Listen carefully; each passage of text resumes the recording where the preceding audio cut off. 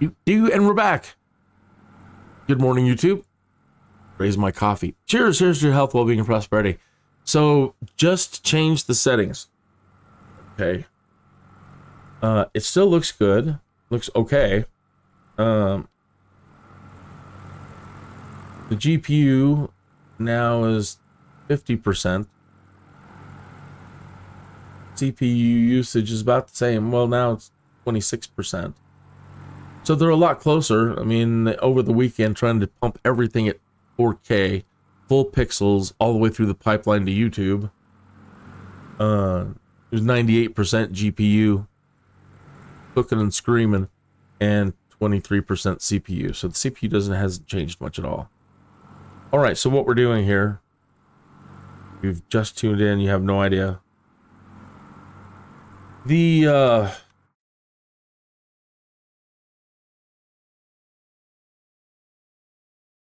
I want to save my computer from a premature death. And so I really, really want to stream at 4K and make sure through the whole pipeline up in the corner here in the upper right hand corner, we go from 4K 3840 by 2160, and then we at the bottom where it says render to also be 3840 by 2160. So you see that the desktop is set. I have a native 4K UHD,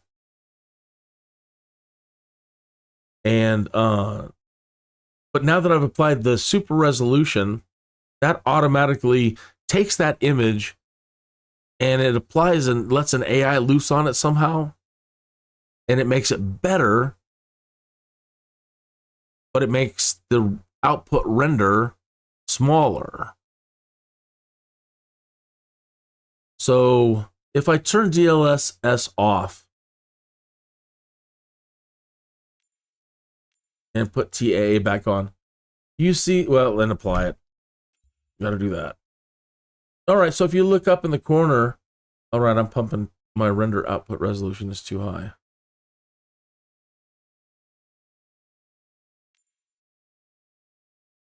And it's because I changed this. You've got to reboot your system usually sometimes for these two numbers to match. But I'm in the ballpark, okay? 3840 by 2065. So if you look in the upper corner, let me apply this. There now, the numbers are all the same, all the way through. Screen, post, and render are all at 3040 by 2065. Okay. So then in OBS, I set for these numbers on the canvas and the output. Okay. And that's what I'm going to be doing. Oh, it's what I forgot to do. Duh. I'm an idiot. I was in such a hurry to get going again. I didn't do the thing that I needed to do the most and change it in OBS now. So let me show you what's going to happen here. And I'm going to have to turn off the stream for like 30 seconds and try to re-engage it. All right, so we put it back to super DLSS super resolution. And now I set it to ultra performance, which is what this test is about. And I click apply and save. Now look at our render up in the upper right hand corner, 1200 by 600. So it's letting an AI loose on the video in the pipeline, and it's going rah rah rah rah, and it's trying to make it look better while throwing out unnecessary things, and it's just chomping and chewing and compressing, and we arrive at a render of 1200 by 600. So now I need to go to OBS again and do what I said, stop the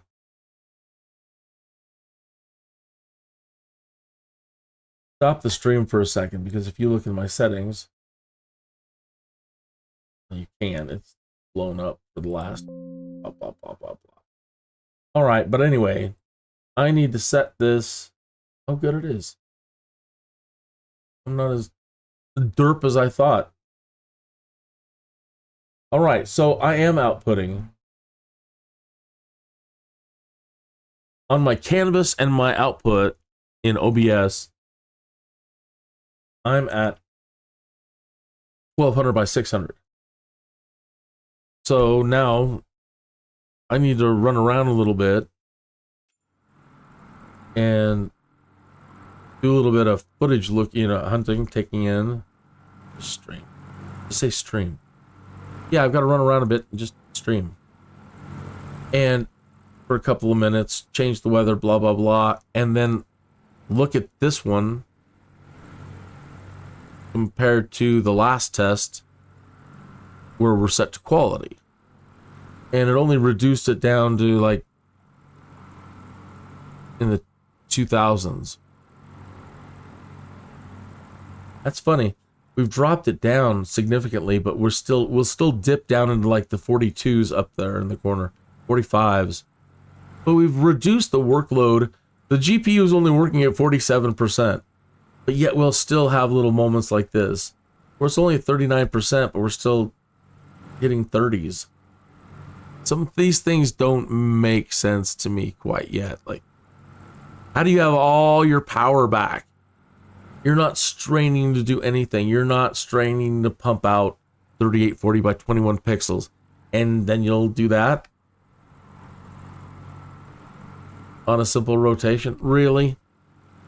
It's like that meme with the dog. Really?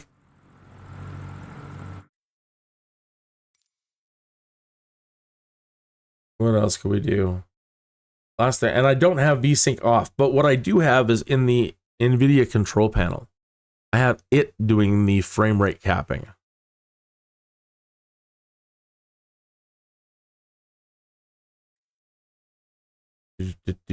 Some things, normally, I like cranking these all the way up. Normally, I love running on everything on Ultra, but I said also that I don't want to kill my computer too fast. So having it run at ultras all the time, when we really don't need it for certain live streams, or when I'm on my own. But let's see if we can still maintain bumping those two up all the way.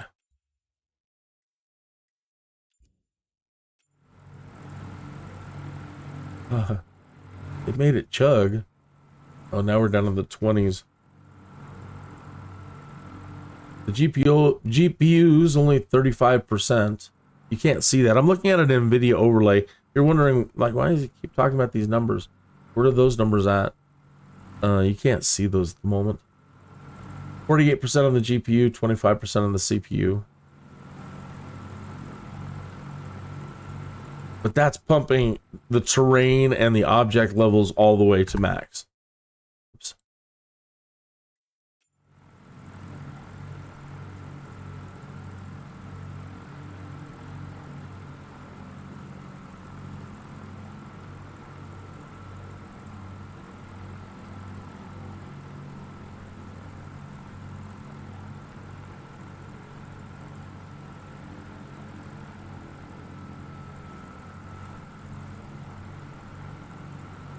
Got a rainbow going on over there.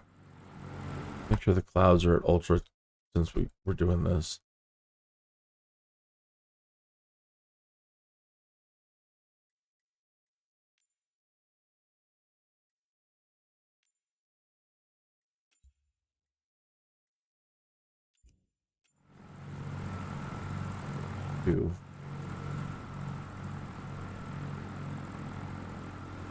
So I'm kind of doing two weird things here. I'm trying to make the graphics look as good as I can while forcing it to try to do performance. Also seems kind of contradictory. I want performance, but I want it to look the absolute best.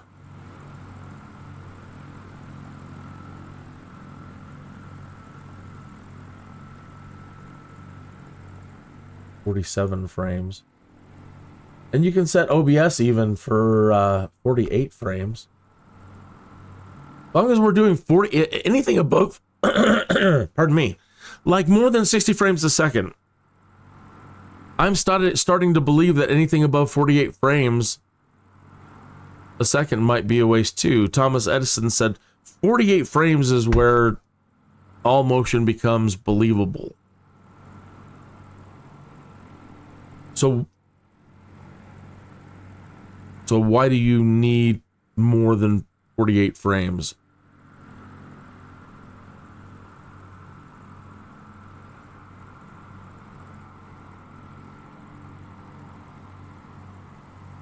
So if that is the truth, biologically, our eyes only work at 48 frames a second. The question being, are we inducing artificial motion? You know, our eyes are trying to read 60 frames a second, but are our eyes really reading 60 frames a second?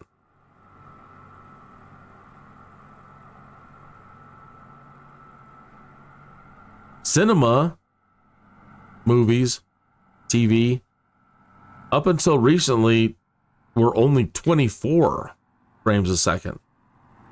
All the way from pretty much its inception, almost like 24 frames a second on everything up until like the 70s and 80s, I think. And it's never bothered us.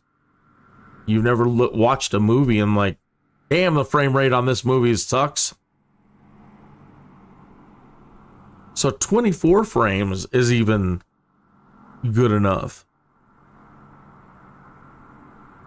And in the early days of flight simulators, like, we can't certify computers. Why not? Because they can't do 36 frames. Most computers out there can't do 36 frames per second. We're not certifying any computer that can't do 36 frames per second. Well, I'm glad those days are over.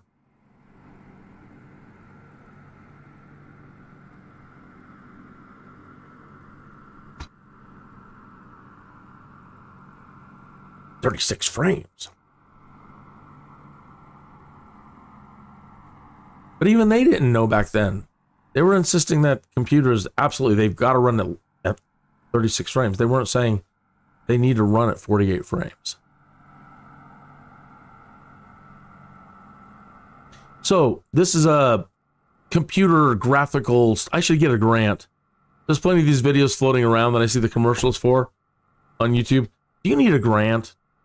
Do you know anything about grants? Do you know a grant? None of the above for me. But they're like, make up funny shit and, sorry, language, and apply for a grant.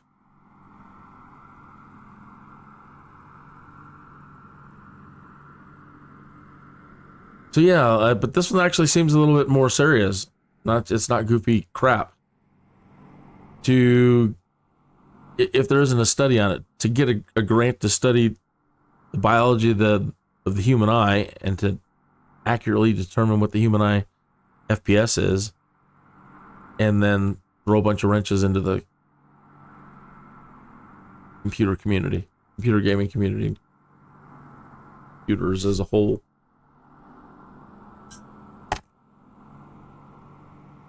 But that would, I think, really make everybody happy.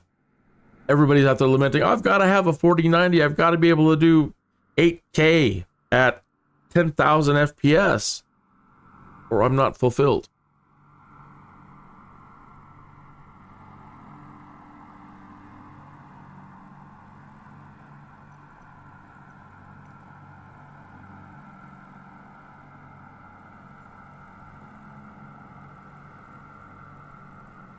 Everybody with a low and medium end machine these days, even a low end machine is powerful these days. But to know, if assuredly, it would be nice to know that, hey, just get it to 48. You don't have to cry about having everything on ultra. Just apply the ultras where you want them, but get it to 48. That's why I was happy with my Dell. I applied for the Alpha 1 year before Microsoft Flight Simulator 2020 came out. And I got in because I was on a low to mid-range machine. And I bought a cheap Dell just for that purpose. I mean, it's still better than what I had. But it was still cheap. And I got to get into the Alpha because I was a low-end tester. But applying these things, you know, I only need to get 48 frames, and I only need to apply my ultra settings where I need them. Where do I want them? And doing things like this allowed me over the last 5 years to totally enjoy Microsoft Flight Simulator 2020. And ultimately, my goal through the whole period of it, all of it, this last 4 years, I've been trying to learn, and at the same time, pump out some training videos to show that I've learned some stuff, and then do the Skydude live streams to where I'm now applying all the things that we learned in the first 2 or 3 years, and then do the Neofly career, do our cross countries, do, world tours. And last year was last year, and the year before, the last year. But I took like 6 months off, or either way, the last time we were together for an extended period of time, it was all about traveling around. Bush Talk Radio, Neofly, careers, and blah, blah, blah. Anyway, this looks all great. And now we're down to the 26 frames. Okay. But I did have everything pumped up all the way. As far as the terrain level of detail, which we don't need. I mean, it's mostly hazy and middle of the afternoon. We really aren't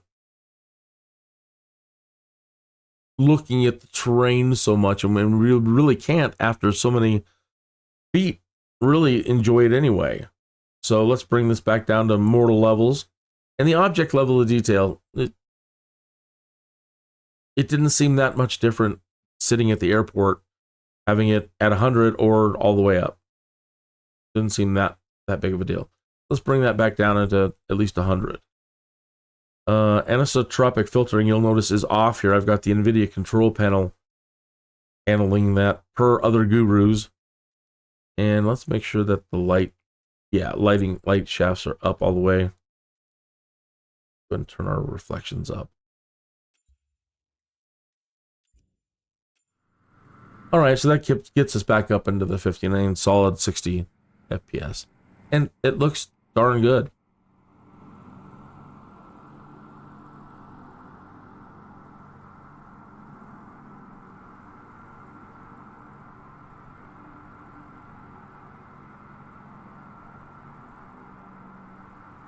And I have all the horsepower to, again, turn on all airport activity, multiplayer activity, all the workers, all the cars and traffic, everything's set to max.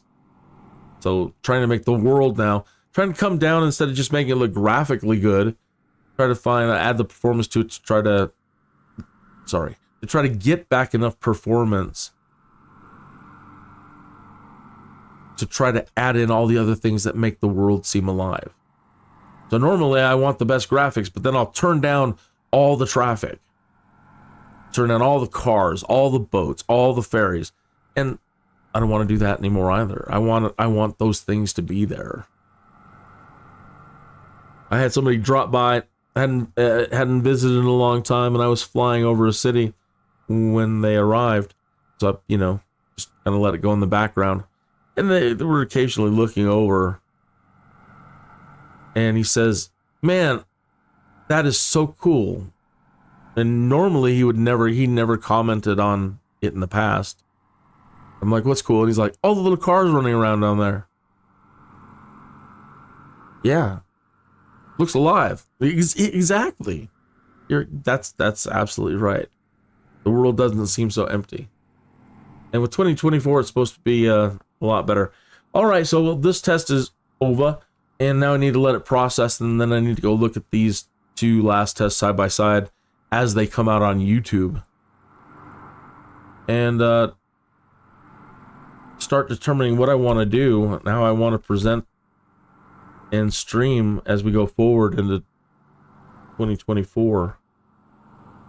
Where's that ultimate sweet spot for not destroying this computer and delivering the best of the best, sir, for unto your entertainment.